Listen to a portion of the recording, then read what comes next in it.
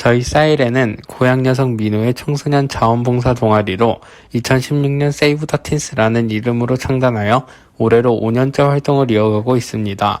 그동안 저희는 고양시 청소년 놀이공간 모니터링, 성평등화 화장실을 위한 정책 제안을 하였고 2018년부터 우리 사회 혐오 표현 모니터링 활동을 시작하여 작년에는 미디어가 주는 혐오와 차별을 알리는 활동을 했습니다.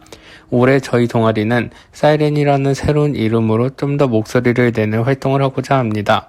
올해는 코로나19로 인해 예년처럼 활발한 활동을 어려웠지만 온라인 등을 활용하며 꾸준히 이어가고 있습니다. 최근 이슈가 되는 N번방 사건이 왜 문제이며 우리는 어떤 교훈을 얻어야 하는지 여러분들에게 울림을 주고 싶습니다. 그럼 지금부터 저희의 이야기를 들어주시기 바랍니다.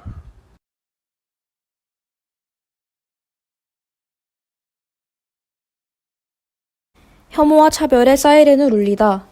저희 사이렌은 올해 N번방 사건이 우리와 무슨 관계가 있을까? 우리가 얻어야 할 교훈은 무엇인가에 대해 여러분들께 알리기 위한 활동을 했습니다.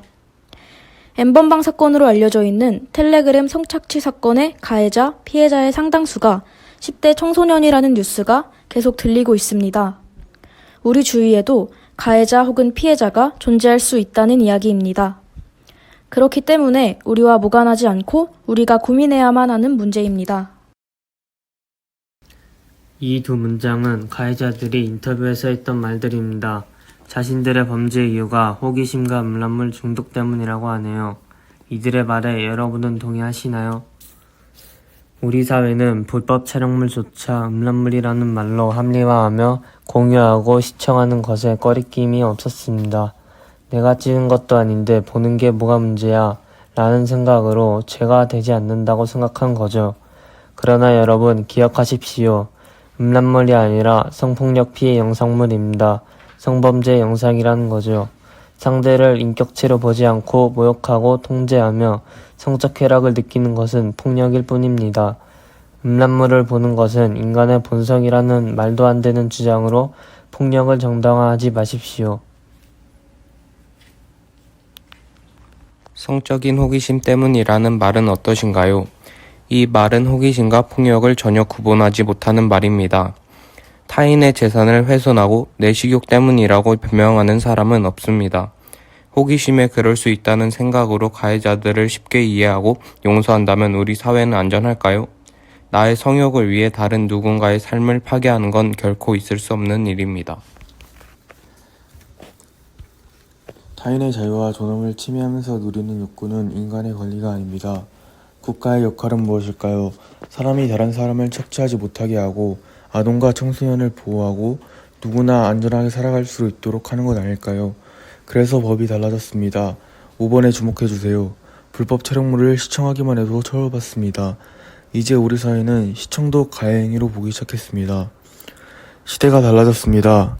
우리는 모두 디지털 성범죄는 사회 공동체를 위협하는 중대한 범죄라고 인식했습니다. 그래서 이렇게 처벌도 강력해지고 있고 시민들의 의식도 달라졌습니다. 끼리끼리 좋다고 낄낄대다가 한순간에 범죄자가 될 수도 있습니다. 만약 여러분의 단톡방에서 누군가가 불법 촬영 영상이나 성희롱적 언어를 올렸다면 여러분은 어떤 위치에 있을까요? 그런 내용을 올린 유포자일까요? 아니면 피해자일까요? 아니면 그런 것들을 전달받은 수신자일까요? 아마 대부분은 수신자일 것입니다. 만약 이러한 것들을 받았을 때 여러분은 어떤 반응을 해야 할까요? 여러분들은 위 4가지 중 어디에 해당하십니까? 1번이 가장 좋겠지만 그랬을 때 친구들이 놀리거나 조롱할까 걱정이 되기도 합니다. 그럴 때는 4번을 선택해주세요. 웃지 않는 것으로 그 행위를 한 사람을 당황하게 한다면 그것으로 충분합니다.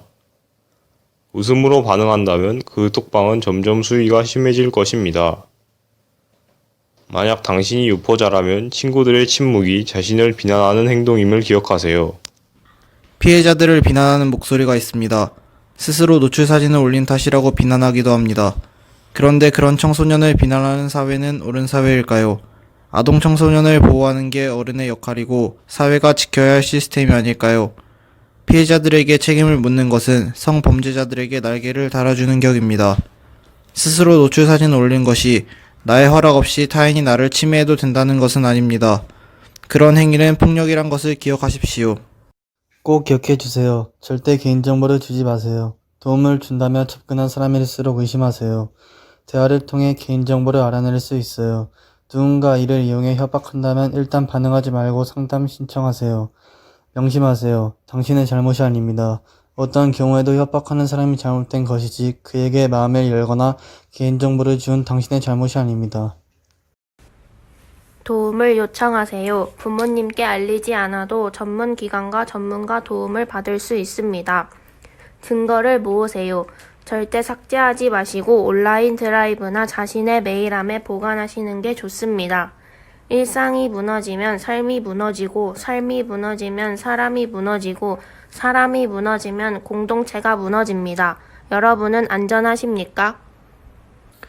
저희 사이렌은 고양시의 청소년 및 여성의 인권을 위하여 성인지 감수성을 높이는 훈련과 함께 성평등한 세상을 위한 청소년들의 사회 참여를 지향합니다. 이상 사이렌이었습니다. 감사합니다.